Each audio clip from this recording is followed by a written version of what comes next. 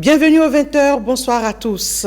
Alerte Covid-19, le coronavirus fait ravage de par le monde. Le Bénin a enregistré son premier cas depuis le lundi dernier et face à la situation et à l'urgence, le gouvernement s'est réuni en conseil extraordinaire. Des mesures sont prises et vont être mises en application. Le ministre de la Communication, Alain Oronla, revient ici sur ces mesures.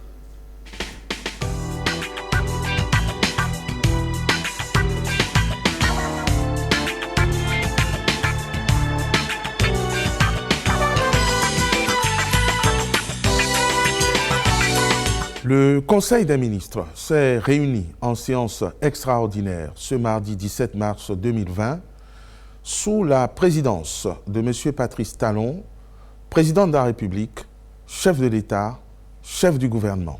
Les travaux ont été exclusivement consacrés aux nouvelles mesures à prendre en vue d'éviter la propagation de la pandémie du Covid-19 dans notre pays. À cet effet, à la suite des dispositions antérieurement mises en œuvre dans le cadre de la prévention de l'épidémie, le Conseil a pris les décisions ci-après, valables pour une période de 2 semaines pour compter du jeudi 19 mars à 0 heure. Limitation à l'extrême nécessité des entrées et sorties aux frontières terrestres de notre pays. Seules les traversées indispensables seront autorisées en liaison avec les autorités des pays voisins. Des mesures de renforcement du contrôle seront appliquées pour la mise en quarantaine systématique de toute personne suspecte ou qui tenterait de contourner le dispositif. Restriction de la délivrance des visas d'entrée au Bénin. Mise en quarantaine systématique et obligatoire de toute personne venant au Bénin par voie aérienne. En conséquence, le gouvernement a décidé de la réquisition d'1 millier de chambres d'hôtel à cette fin. Les frais de quarantaine des nationaux seront assurés par l'État, tandis que les non-nationaux supporteront par eux-mêmes les 10 frais. Les sites hôteliers concernés ont déjà été identifiés et leur surveillance sera assurée par les forces de défense et de sécurité afin de s'assurer du respect strict de la mesure de quarantaine. Suspension de toutes les missions à l'extérieur du pays pour les membres du gouvernement et pour les cadres de l'administration publique, sauf en cas d'urgence absolue. Les structures et les personnes du secteur privé sont invitées à observer la même prudence. Suspension de toutes les manifestations et tous autres événements non essentiels à caractère sportif, culturel, religieux, politique et festif. Suspension des préparatifs du pèlerinage à la Mecque en cohérence avec les dispositions prises par les autorités saoudiennes. Obligation pour les transporteurs en commun de doter leurs employés ainsi que les passagers en masques ou bavettes appropriées et de respecter les distances de sécurité sanitaire entre occupants. Recommandation aux personnes éplorées de limiter au strict minimum les obsèques de leurs défunts et de différer les manifestations subséquentes. Recommandation aux responsables religieux de faire respecter, lors des cultes, la distance de sécurité sanitaire d'au moins 1 mètre entre fidèles, d'éviter les poignées de main, les accolades et tous autres gestes contaminants. Obligation pour les banques, supermarchés, bars, restaurants, entreprises et autres établissements recevant du public de prévoir des mesures de protection et d'hygiène et de faire observer par les clients et usagers la distance de sécurité sanitaire entre eux. Mise à disposition par l'État au profit des pharmacies, supermarchés et autres structures de stocks de masques de protection dont les prix seront encadrés pour rester accessible à l'ensemble de nos concitoyens. Par ailleurs, le Conseil rappelle que ces mesures, ainsi que les consignes préventives individuelles et collectives diffusées par les autorités sanitaires pour limiter la propagation du Covid-19, sont d'intérêt public et s'imposent à tous. Elles feront l'objet d'une surveillance stricte visant à garantir leur respect effectif. Enfin, le gouvernement tient à rassurer les populations qu'il a déjà commencé par acquérir des équipements et consommables nécessaires pour une prise en charge optimale des patients, en particulier les appareils de réanimation, et qu'il a déjà mobilisé, avec l'appui des partenaires techniques et financiers, une somme de 10 milliards de francs CFA destinée à la riposte. Le ministre de la Santé est instruit à l'effet de procéder au recensement du personnel médical d'appoint, médecins et paramédicaux retraités, réanimateurs et autres volontaires, en vue de permettre à notre système sanitaire de faire face à toutes éventualités. Un comité gouvernemental de suivi fera une évaluation quotidienne de l'évolution de la situation en vue de la prise en temps indiqué des décisions idoines. Je vous remercie.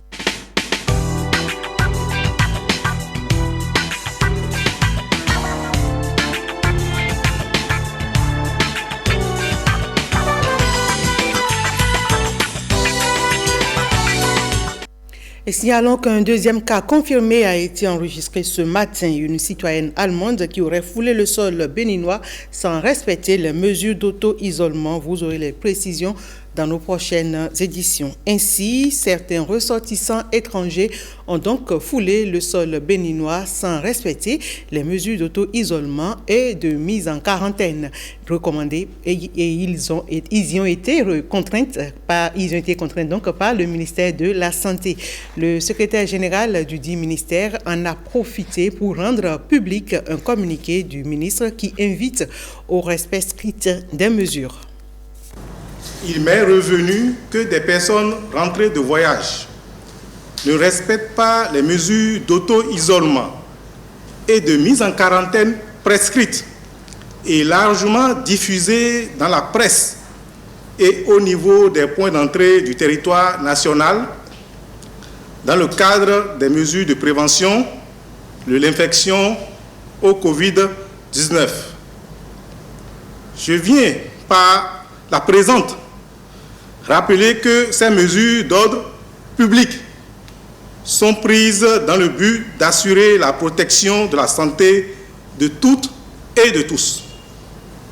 C'est pourquoi, en liaison avec les services compétents du ministère de l'Intérieur et de la Sécurité publique, ainsi que ceux du ministère de la Justice et de la Législation, j'ai fait interpeller des ressortissants étrangers rentrés de leur pays d'origine pourtant touchés par la pandémie et qui ont repris leurs activités au Bénin sans observer les dites mesures pour les conduire de force au site de mise en quarantaine en vue de leur faire observer la période d'isolement obligatoire.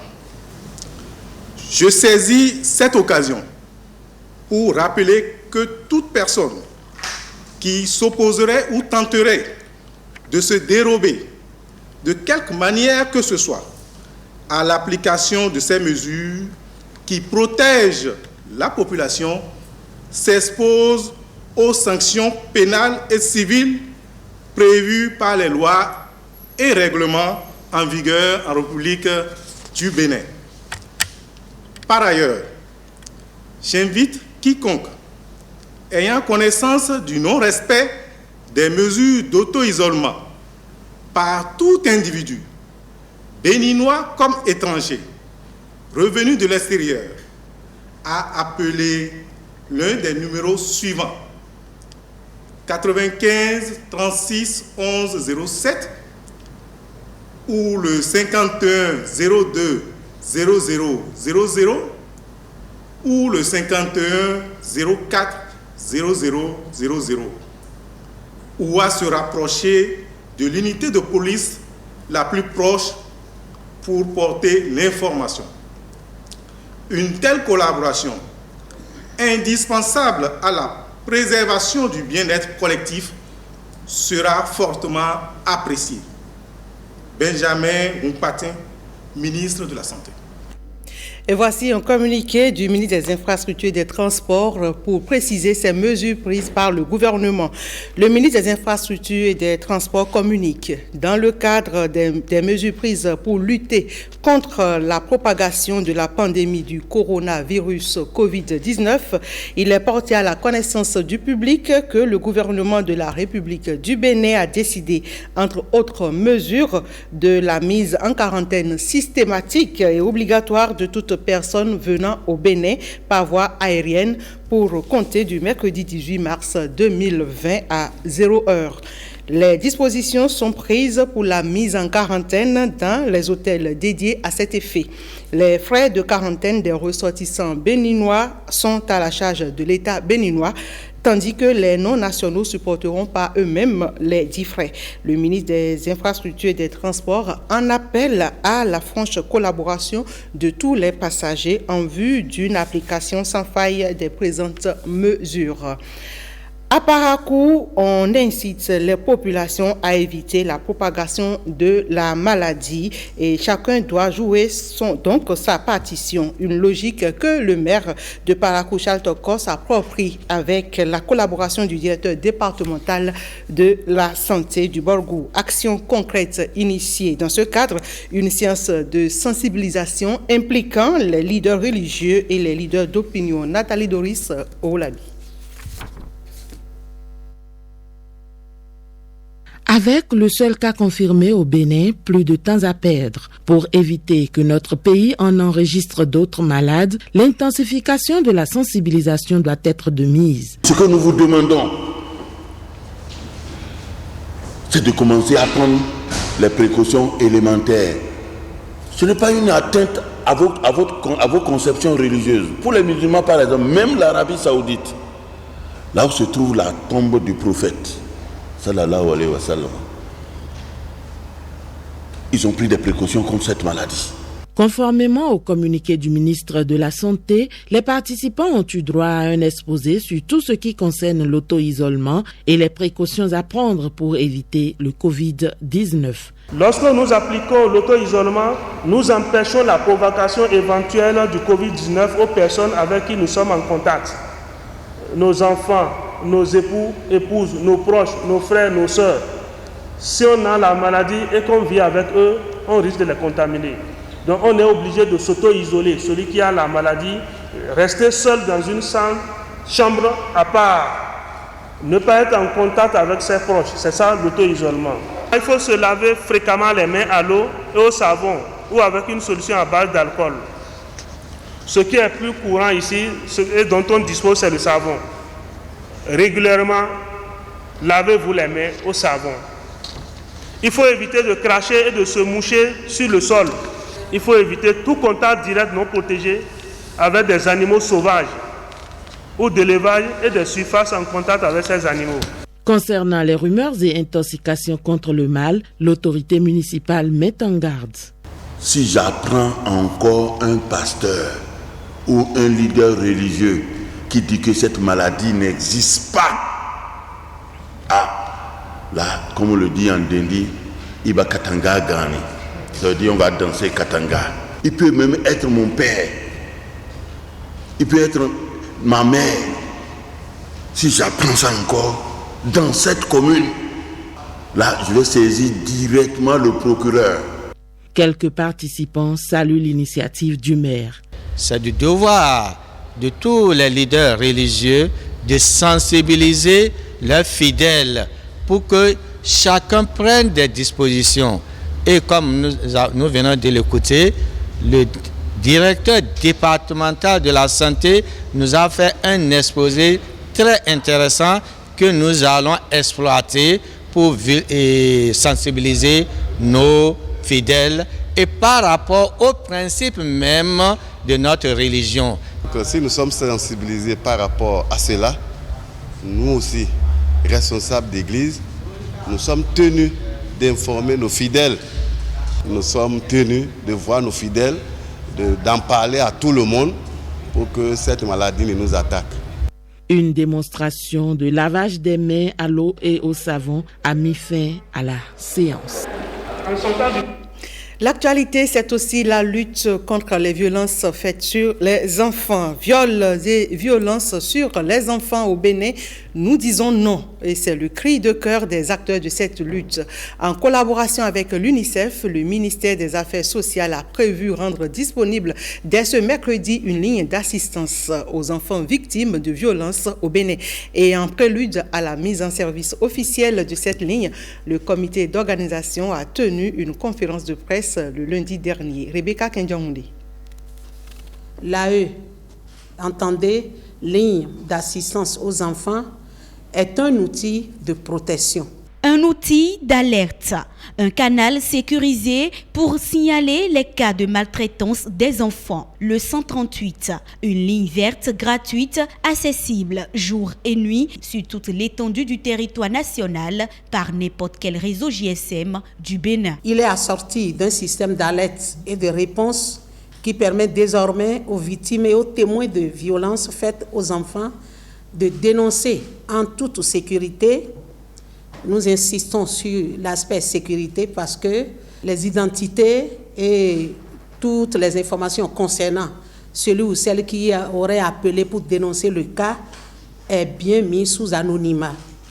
Elle donne la parole aux enfants et facilite la détection, le signalement et la dénonciation de tout cas de violence et d'abus. Elle promeut également la communication pour le changement de comportement et la prise de conscience individuelle sur différents sujets et problèmes liés à la protection de l'enfant. Et la réponse apportée au bout de cette ligne d'assistance suit un processus bien défini. L'accueil, l'écoute, le conseil ou l'orientation, la gestion du cas en présence, le référencement ou en famille haute, en famille d'accueil, ou dans les CAP. CAP, c'est le centre d'accueil de protection de l'enfant. Et puis après, la réintégration si besoin. Les enfants sont les premiers à utiliser la ligne, mais toute personne, que ce soit la population, la communauté, les enseignants, le corps médical, les acteurs sociaux, nous appelons toutes ces personnes à utiliser la ligne pour pouvoir sauver les vies et protéger les enfants. Nous sommes aux côtés du gouvernement, nous accompagnons le gouvernement et pour la protection des enfants. Et c'est le lieu de remercier le gouvernement qui a pris à bras le corps ce processus qui serait approprié pour la protection des enfants au niveau du Bénin. Véritable dispositif de protection et de gestion des cas de violence à l'égard des enfants, cette ligne d'assistance est aussi une exigence internationale, celle de la Convention relative aux droits de l'enfant, articles 9 et 12. Les menaces du dérèglement climatique sont de plus en plus persistantes. Outre la forte chaleur et la réduction des précipitations, elles assèchent des plans d'eau au point de les faire disparaître. Et c'est le cas du lac Akon dans la commune de Wenki, un lac sacré enterré par le sable. William Tchoki. C'est un phénomène climatique très légion dans les pays enclavés. Des cours d'eau qui s'assèchent, des plans d'eau qui tarissent. Un mal climatique qui touche aussi et de plus en plus les pays côtiers au réseau hydrographique bien fourni. Et pourtant, l'un des cas les plus spectaculaires au Bénin, c'est bien celui du lac Akon, un lac sacré situé dans la commune de Wenki, au cœur même de la basse vallée de l'Ouémé. Une zone humide toute l'année, une zone traversée de surcroît par le plus grand fleuve du Bénin, le fleuve Ouémé. Vous allez voir le fleuve ici, mais qui déborde souvent par ici pour évoluer comme ça. Et c'est ici le lit du lac dont nous parlons. Le bras d'eau qui est ici là est le lit du lac. Et qu'est-ce qui s'est passé quand l'eau qui a l'habitude de passer par ici a rencontré le pont qui est réalisé sur le petit cours d'eau qui sépare le village. Ce pont doit bloquer, empêcher le fleuve de circuler correctement. Le fleuve s'est déchaîné, a ramassé une masse exagérée de terre et l'a lessivé, l'a sédimenté et l'a transporté jusqu'au sein du lac. Et c'est ce dépôt de sable progressif qui a servi au comblement du lac.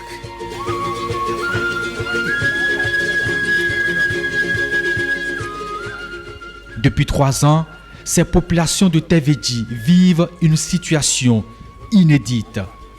La disparition sous leurs yeux de ce lac sacré.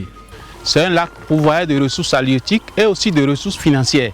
Mais du coup, le lac a disparu. En ce temps-ci, même en période de sécheresse, on ne pouvait pas approcher le lac à cause de sa profondeur. Mais aujourd'hui, voici ce qui s'est passé. Le lac a reçu de l'eau depuis Louémé, le bras de Sakaka. Il y a un autre bras qui quitte Ahoro et qui amène de l'eau. Mais aujourd'hui, le bras de Sakaka s'est confronté à la présence d'un pont mal dimensionné qui a forcé le passage et qui a drainé beaucoup de terre sur le lit du lac. Et la quantité de terre s'est sédimentée. Et résultat, c'est que nous avons constaté que loin des changements climatiques dont on parle, il y a une disparition subite et directe du lac. On y retrouvait aussi des hippopotames et des crocodiles. Aujourd'hui, c'est une plage de sable qui a pris la place du lac, un comblement de plus de 30 mètres.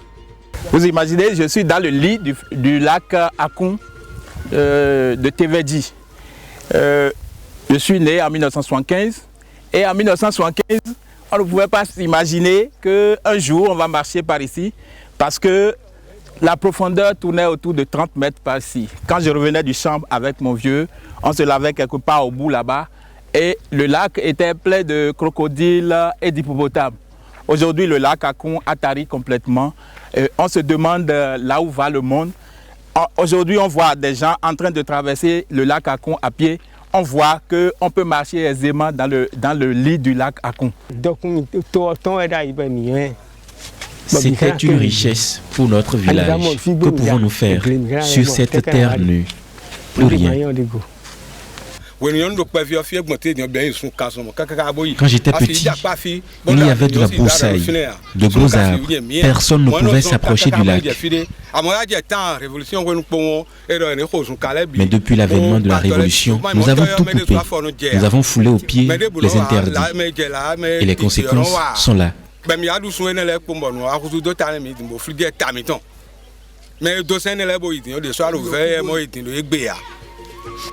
Un lac enterré par des sédiments, tout ceci facilité par des actions humaines.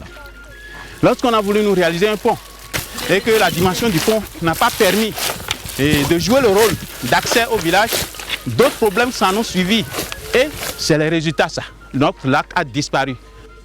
Le lac Akon de Tevedji avait existé, diront ces aînés du village. Un regret. Le cœur meurtri, ils y ont aussi contribué.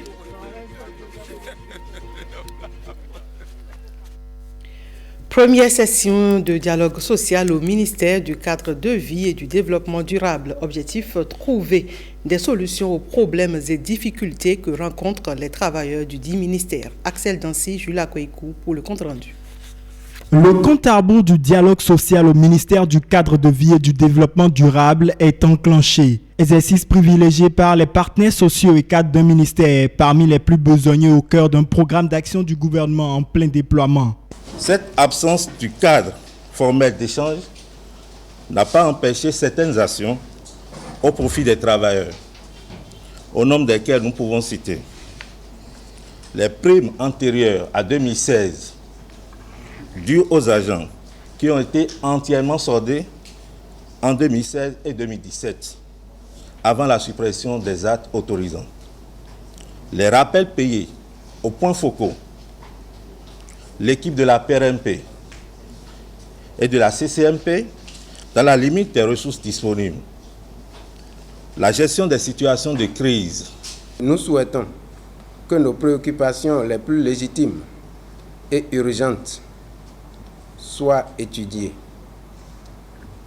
revendication par revendication, et trouvent satisfaction au cours de cette session.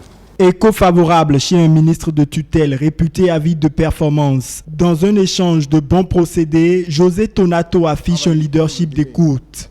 Mais le technocrate n'est jamais loin. Il en profite pour remotiver ses troupes. Je souhaite vivement que les travaux puissent se dérouler dans la courtoisie et la convivialité qui ont toujours caractérisé les échanges entre l'administration et les partenaires sociaux que vous êtes. Je souhaite que le cadre, le travailleur du ministère du cadre de vie et du développement durable puisse se bomber la poitrine individuellement pour dire que le salaire qui est perçu, qui est versé par l'État, est un salaire largement mérité. Que nous passions nos 8 heures par jour à travailler pour l'État. Cette première section du dialogue social est une occasion pour tenter de relancer les dossiers et chantiers dans les meilleures conditions de travail, mais susciter aussi un cadre incitatif au ministère du cadre de vie et du développement durable. Question de cohérence. Geste salvateur de la Banque NSIA à l'endroit des femmes hospitalisées au Centre national hospitalier universitaire de Cotonou. Grâce à la banque, elles ont réglé leurs factures en attente et désormais, elles peuvent rejoindre leur domicile. Une façon pour la Banque NSIA Bénin de commémorer la Journée internationale de la femme 2020. Robert Copin-Edor pour le reportage.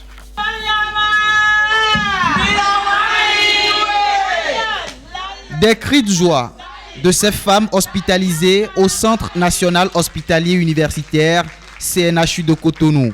Elles reçoivent un coup de main de NSIA Bank qui n'est pas resté en marge de la célébration de la Journée internationale des droits de la femme. Nous, NSIA Bank, en notre qualité de banque citoyenne, vivant dans un environnement économique et social, nous ne pouvons pas être insensibles à ce qui se passe tout autour de nous.